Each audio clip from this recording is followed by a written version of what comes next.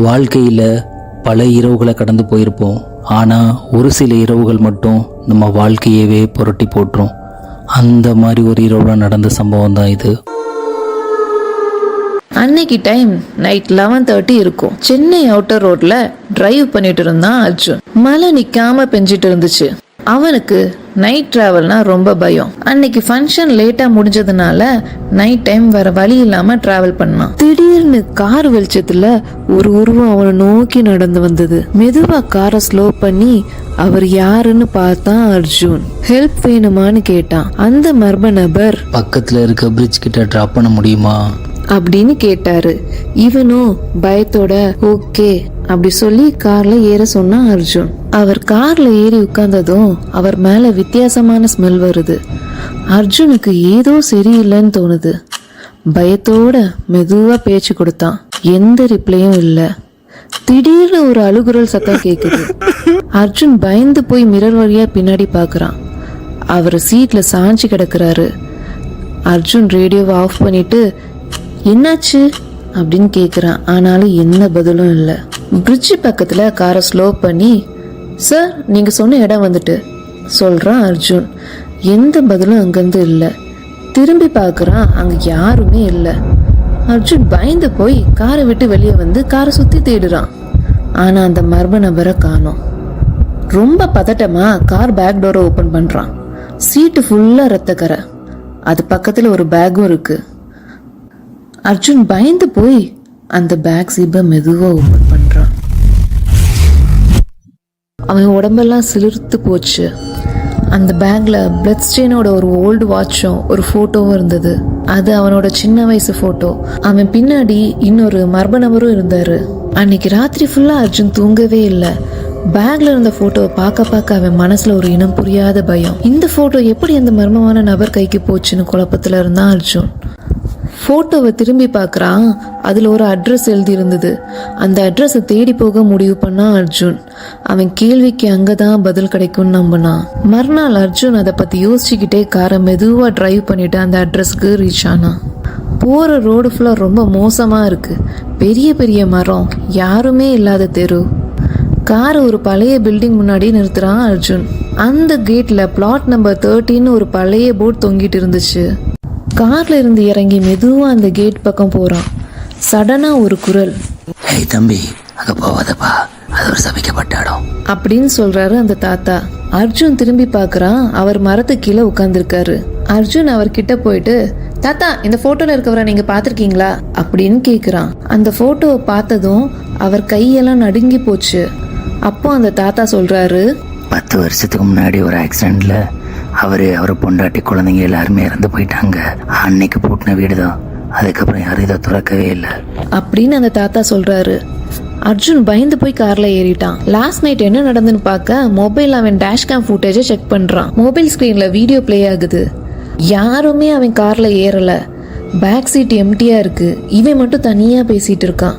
திடீர்னு அவன் போனுக்கு தெரியாத ஒரு நம்பர்ல இருந்து ஒரு மெசேஜ் வருது.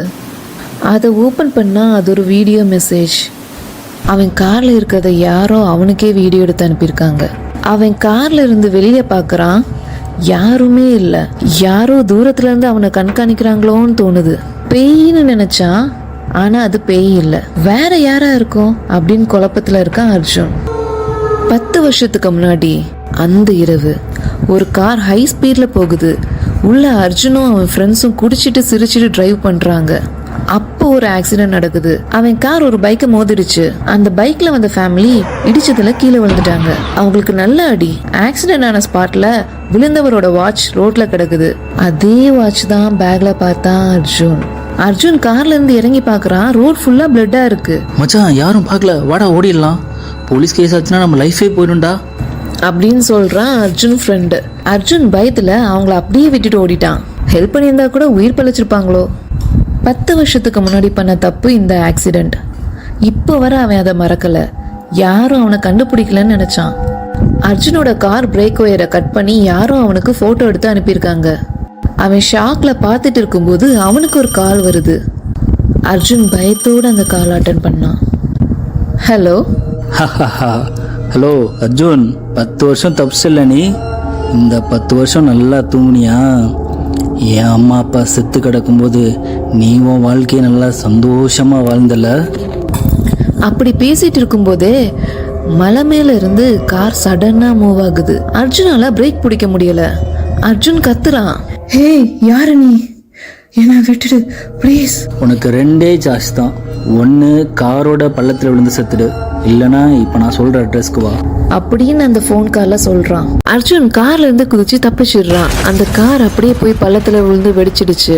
அர்ஜுனை கொல்றது அவன் ஏமா இருந்திருந்தா அவன் கார்லயே முடிச்சிருக்கலாமே. அப்போ ஒருவேளை அவன் அர்ஜுனை பார்க்க நினைக்கிறானோ. அர்ஜுன் ரத்தம் சொட்ட சொட்ட ஒரு இருட்டான ரோட்ல நடந்து போறான்.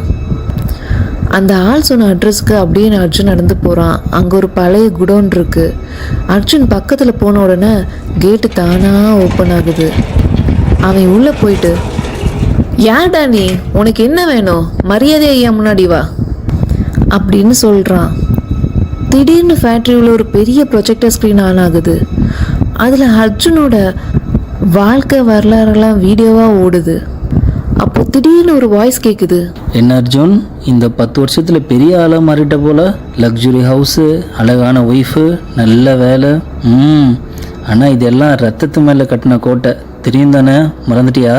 திடீர்னு ஸ்க்ரீன்ல ஒரு சின்ன பையன் ரத்தத்தோட கத்திட்டு இருக்க வீடியோ பிளே ஆகுது. கொஞ்ச நேரத்துல ஸ்க்ரீன் ஆஃப் ஆகுது. ஒரு சேர் மெதுவா திரும்புது. அங்க ஒரு ஆள் உட்கார்ந்துருக்கான். அர்ஜுன் ஷாக் ஆகி, ஹே நீயா, நீ எப்படி இங்க அப்படின்னு கேக்குறான். சேர்ல உட்கார்ந்துருக்கிறது அர்ஜுனோட business partner and best friend. Hey Karthik, நீயா இது, நீயே இதெல்லாம் பண்ற, இந்த ஆக்சிடென்ட்டுக்கும் உனக்கும் என்ன சம்பந்தம்?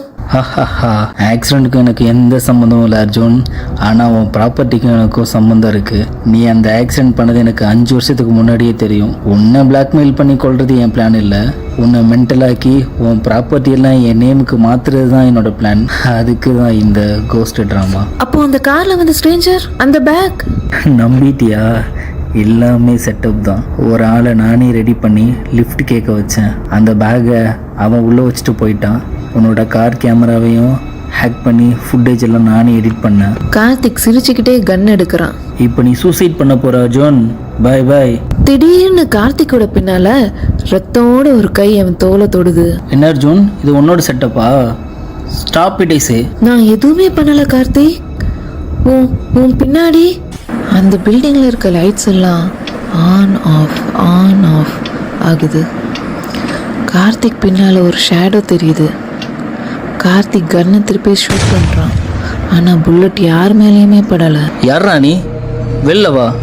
அர்ஜுன், இது உன் வேலை தானே, ஸ்டாப் பண்ண எல்லாத்தையும். கார்த்திக், உன் பின்னால அது மனுஷனே இல்ல. இருட்டுல இருந்து ஒரு ஆளு மெதுவா வெளியில வரான். அது அந்த ஆக்சிடென்ட்ல இறந்த சின்ன பையன். அவனை பார்க்க ஒரு மாதிரி பேலா கோஸ்ட் மாதிரி அவன் லுக் இருந்துச்சு. கார்த்திக், நீ பண்றது வெறும் டிராமா. ஆனா நான் இங்க இருக்கிறது தான் உண்மை. 10 வருஷம் இந்த ராத்திரிக்காக தான் வெயிட் பண்ணிட்டு இருந்தேன் அப்படின்னு அந்த பையன் பேசுறான். அர்ஜுன் அந்த பையன் முன்னாடி மண்டி போட்டு விழுந்தான். என்னை மன்னிச்சிரு, நான் தப்பு பண்ணிட்டேன். அன்னைக்கு காரை நிறுத்தியிருந்தா உன் அப்பா அம்மாவை காப்பாத்திருக்கலாம். என் பயம், என் செல்ஃபிஷ்னஸ், நாளை தப்பு பண்ணிட்டேன். நீ பண்ண தப்புக்கு தண்டனை கிடைக்கிற வரைக்கும் என்னால் நிம்மதியாக போக முடியாது. அந்த கார்த்திக் உன்னை கொலை பண்ண பிளான் பண்ணுறான். ஆனால் நான் உன்னை கொல்லலை. உன் தப்பை, நீ பண்ண கொடூரத்தை வெளியில் கொண்டு வரதான் நான் இவ்வளோ நாள் காத்துட்டு இருந்தேன். போலீஸ் சைரன் தூரத்துல இருந்து கேக்குது. போலீஸா? யார் கால் பண்ணா அப்படின்னு கார்த்திக் கேக்குறான். அர்ஜுனோட ஃபோன்ல இருந்து நான் தான் கால் பண்ணேன். கார்த்திக், நீ பண்ண பிளாக்மெயில், மர்டர் பிளான்ஸ் எல்லாமே போலீஸ்க்கு போயிடுச்சு. அப்புறம் அர்ஜுன், நீ பண்ண ஆக்சிடென்ட்டோட எவிடன்ஸும் இப்போ போலீஸ் கையில் இருக்கு. போலீஸ் பில்டிங்குள்ள வராங்க. கார்த்திக், அர்ஜுன் 2 பேரையுமே போலீஸ் அரெஸ்ட் பண்றாங்க. அர்ஜுன் போலீஸ் கார்ல இருந்து வெளியில பாக்குறான்.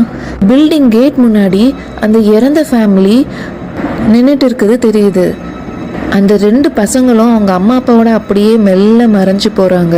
கடைசியா அர்ஜுன் பண்ண தப்புக்கு இப்ப ஜெயில தண்டனை அனுபவிச்சிட்டு இருக்கான். சோ இதுதான் அந்த இரவோட முடிவு. தப்பு யாரு பண்ணாலும் காலம் பதில் சொல்லும். தேங்க்ஸ் ஃபார் வாட்சிங் எக்ஸ்ப்ளோர் வித் லவ்டோ.